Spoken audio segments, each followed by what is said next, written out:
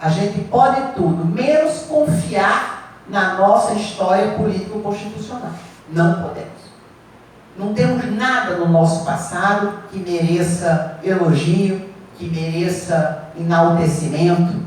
Porque alguém está assustado com a forma como o Supremo Tribunal Federal vem decidindo tantas questões. A pergunta é, e quando foi que o Supremo Tribunal Federal decidiu diferentemente disso nos momentos cruciais da nossa história? Nunca. Nunca. Digamos, comportamentalmente, existe essa palavra? Enfim, do ponto de vista comportamental, ele até vem tomando, nos últimos anos, decisões interessantes. Mas quando eles vão para o âmbito da política, eles atuam da mesma forma como atuaram historicamente. Então, o Brasil não permite que a gente possa confiar antropologicamente em nossas próprias tradições. Nesse sentido, um país que faz sempre revoluções pelo alto, com seus atores políticos empoderados, ter transferido ou ter dado essa parcela de poder tão brutal ao Poder Judiciário, fez simplesmente com que eles transformassem aquilo que era judicialização da política, um processo democrático bacana e interessante, em ativismo judicial. Judicialização da política não é ativismo judicial. Ativismo judicial é querer trabalhar diretamente, influenciando a lógica da política, a lógica dos partidos, o resultado dos processos eleitorais. Era isso, gente. Tinha mais um monte de coisa para falar, mas era isso. Obrigadíssimo.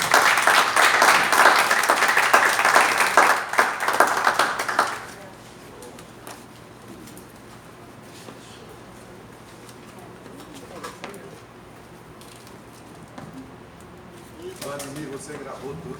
Professora Gisele, muito obrigada, né, por ter vindo aqui essa noite.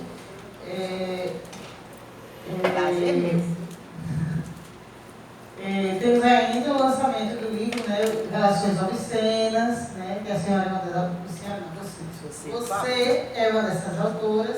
Eu queria só uma palavrinha breve, né, sobre o livro. Bem, o livro Relações Obscenas é mais um livro que a gente lança desde 2016. Em 2017, a gente lançou...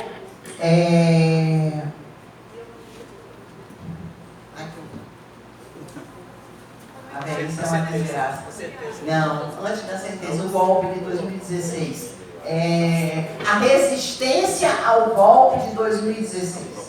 Eu fui uma das organizadoras do livro. Maria Luísa escreveu nesse primeiro? Escreveu. Aí a gente lançou, um ano depois, a resistência internacional ao golpe de 2016. Em que a gente reuniu textos de vários juristas de fora do Brasil criticando o golpe.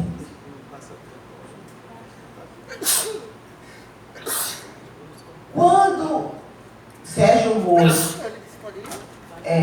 assina a sentença do Lula, a gente organizou, eu também fui uma das organizadoras, comentários a uma sentença anunciada, no caso Lula. Então foram 100 e poucos autores, quase 100 textos diferentes, que analisaram a sentença do Lula. Do Sérgio Moro ao Lula. Muito interessante porque aquele livro serviu como uma espécie de barreira de contenção. Porque a gente foi muito rápido, porque a gente já sabia, como qualquer um de nós, a gente já sabia que Lula ia ser condenado, a gente sabia que eles não tinham prova de coisa nenhuma. Então, todo mundo já estava mobilizadíssimo para começar a escrever na hora que a sentença saísse. Então, a gente, entre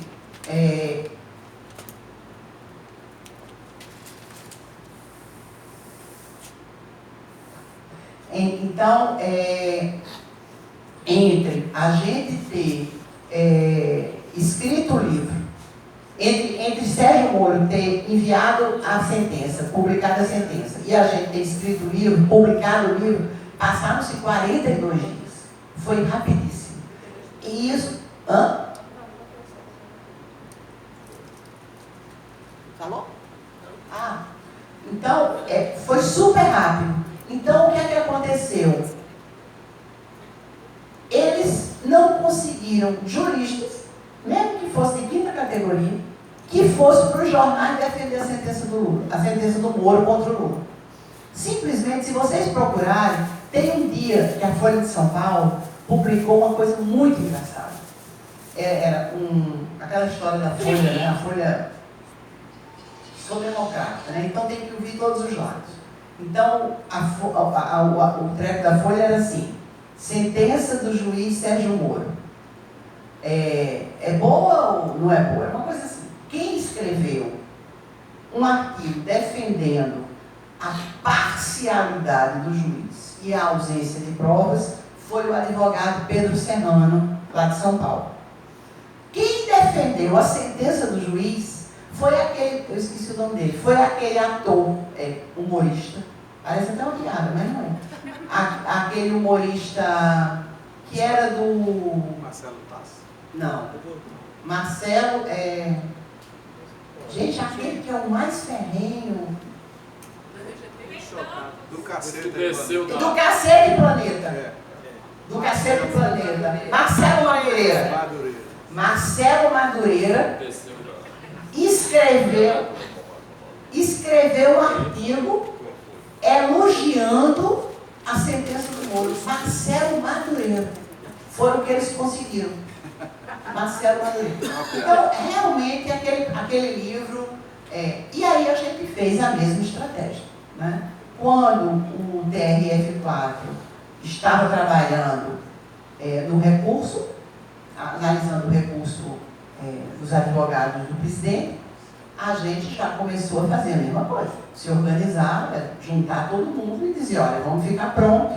Na hora que o acordo sair, a gente publica. Esse a gente foi mais rápido ainda, porque como a sentença do Moro tinha 261 páginas. O acordo do TRF4 e os votos dos ministros foram curtinhos e o que eles fizeram foi cortar e colar. Não foi bem cortar e colar, porque não foi cortar e colar como a juíza agora fez. Mas eles repetiram da mesma maneira todos os argumentos do Moro. Parece que eles dividiram, olha, eu vou pegar essa parte, eu vou pegar essa e eu vou pegar essa. Então, para nós foi um trabalho muito fácil. Então, a gente também colocou na rua muito rápido o livro Comentários a um acórdão anunciado, o caso Lula, e também serviu como contenção. Vocês podem morrer de procurar nos jornais um jurista que tenha um mínimo reconhecimento, aliás, qualquer jurista, mesmo sem reconhecimento nenhum, que tenha escrito um artigo num jornal defendendo o acordo do TRF4. Não existe. Não existe. Ninguém, nem Carvalhosa escreveu defendendo o acordo, nem a sentença. E defende Sérgio Moro, defende a luta contra a corrupção, mas ele não escreveu a sentença está correta no ponto tal, no ponto tal, no ponto tal. Não. Ninguém fez isso, nem em relação à sentença, nem em relação ao acordo. E aí, agora, no dia 13 de junho, foi o primeiro dia que a gente acorda de manhã e descobre as revelações, eu uso esse nome, revelações. Eu acho que a gente não tem que chamar de vazamento, porque vazamento é uma prática ilegal, é você vazar algo que não poderia ser vazado. Quem fez isso foi a pessoa que surrupiou o material que o Dallagnol deixou de modelo. Certamente foi o que aconteceu. Já se sabe que Dallagnol deve ter deixado, pelo menos é isso o que o pessoal da informática diz, que Dallagnol deve ter deixado o seu computador do WhatsApp ou do Telegram aberto, em cima de uma mesa, levantou e foi fazer alguma coisa e não teve o cuidado de fechar. Alguém chegou, enfiou um pendrive e copiou tudo. É isso. Basicamente foi isso que aconteceu. Não se sabe nem mesmo se esses dois rapazes que foram presos são efetivamente as pessoas que pegaram esse material. Agora, todo mundo sabe, né, isso o Glenn explicou para a gente muito bem, em várias reuniões que a gente fez, que o material passado para o The Intercept foi um material retirado do Telegram do Beltrán Dallagnol. E mais nada. Se vocês perceberem, não há nenhuma revelação de uma fala do Moro com um ministro X, Y, Z. Só tem conversa do Moro com o Dallagnol. Ou conversa do Moro, João Ricardo Vanderlei Neves. Vem. Você está quietinho. Tá. Não, eu estou falando sobre o nosso livro, Relações Obscenas. Não, mas aí você está aqui. Desculpa, professor, que a gente não Tá. enxerga justamente com o Mas senhor. aí vocês não vão embora, que eu vou falar mais também. Vai falar. Não, enfim, eu estou acabando dizendo isso. Então, o livro Relações Obscenas é um livro em que a gente convidou vários juristas, eu acho o nome horrível, mas é horrível esse nome juristas, mas a gente discutiu muito na época da BJB qual era o nome. Você brigou muito, eu também me lembro de ter brigado muito, mas depois eu me convenci de que não tinha um outro nome. Que outro nome a gente ia arranjar para juntar professor, desembargador, juiz, defensor, promotor, advogado? Quer dizer, qual é o nome comum para o povo do direito, a galera do direito? Ia ficar muito ridículo. A tropa do direito, então virou juristas. Né? Então, na verdade, o que esse livro faz é um pouco explicar para as pessoas, né?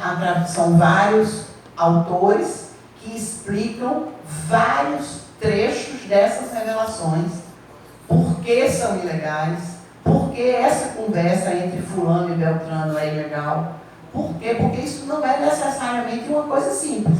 Né? Quer dizer, a minha mãe um dia desse me perguntou, mas minha filha, me diga uma coisa, por que é que Moro não podia sentar com Dallagnol e com a delegada da Polícia Federal para discutir a fase da operação? Eles não estão lutando contra a corrupção? Digo, não, mas existe uma lei que impede que um juiz, um promotor e uma delegada de polícia se reúnam para definir os passos, né? Foi aquela reunião do Moro com o Dallagnol e a Érica Marena, em que eles três se reuniram para decidir qual seria o passo seguinte da Operação Lava Jato. Qualquer pessoa formada em Direito, né, fica assombrada. Né? Se bem que o Moro é formado em Direito e hoje eu li que ele escreveu Crime de Assassinato. Né?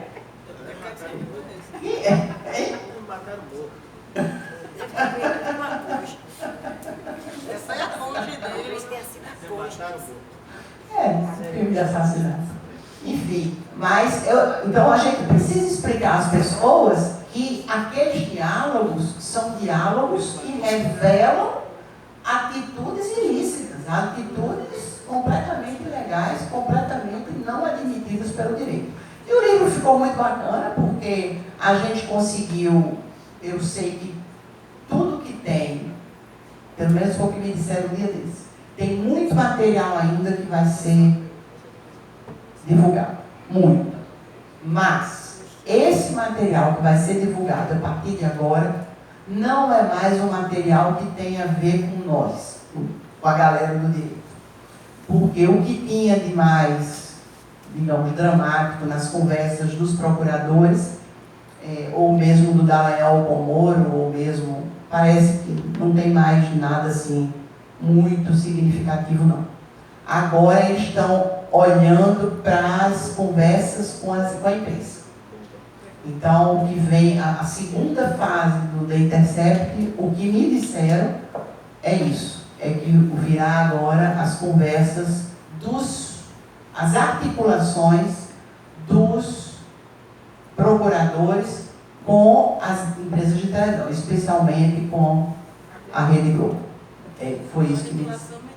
Foi toda a questão mediática. Enfim, vamos ver. Agora, basicamente, o nosso livro ele é um livro que toma, quer dizer, que analisa e critica essa parte que é a vinculação as atitudes ilícitas cometidas por um juiz, por um procurador e pelas pessoas que integram a Polícia Federal do Curitiba.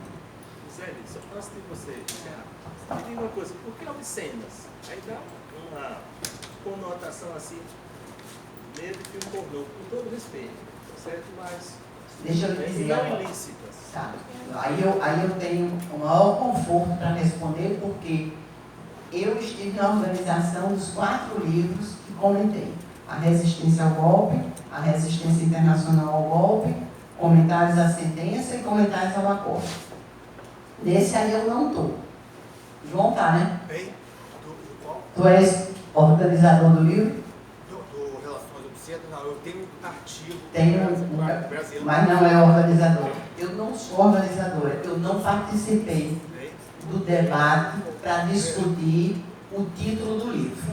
Então me sinto à vontade para dizer que eu achei o título do livro eu acho que eles tentaram um título muito forte, muito violento, que causasse impacto, mas terminou deixando causa impacto para a gente da área do direito. Mas para o cidadão comum, o obscenas fica com um sentido de pornô, ou de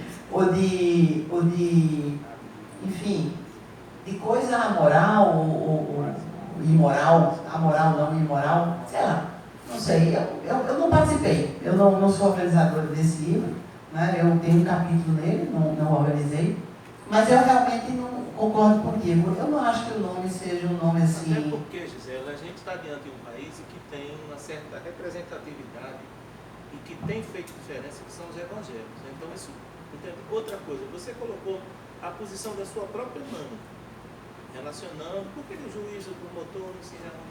Então, imagine, se essa população vai receber as pessoas que não têm acesso, lógico, esse livro como sendo um livro que tem a ver com relações ilegais, comportamento de juiz, promotor e de autoridades de forma ilegal, ou seja, que fere a lei, e não que tenha. É a minha leitura, mas... Não, eu acho que se o título fosse Relações Ilegais, Isso.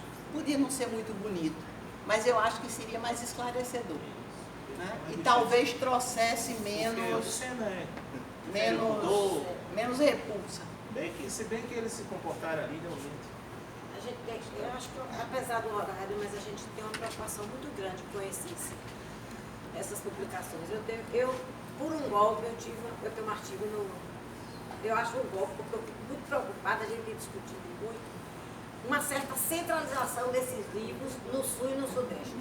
A gente aqui é pouquíssimo. Eu tenho até um artigo lá no Acordo Anunciado. Ah, é verdade, é verdade. Mas assim, uma coisa que preocupa muito, e você fala, e é muito oportuno que você diz, o povo não chega até o povo, essas denúncias aí chegam da forma que a mídia quer, com a tradução hegemônica e a tradução desleal que ela quer.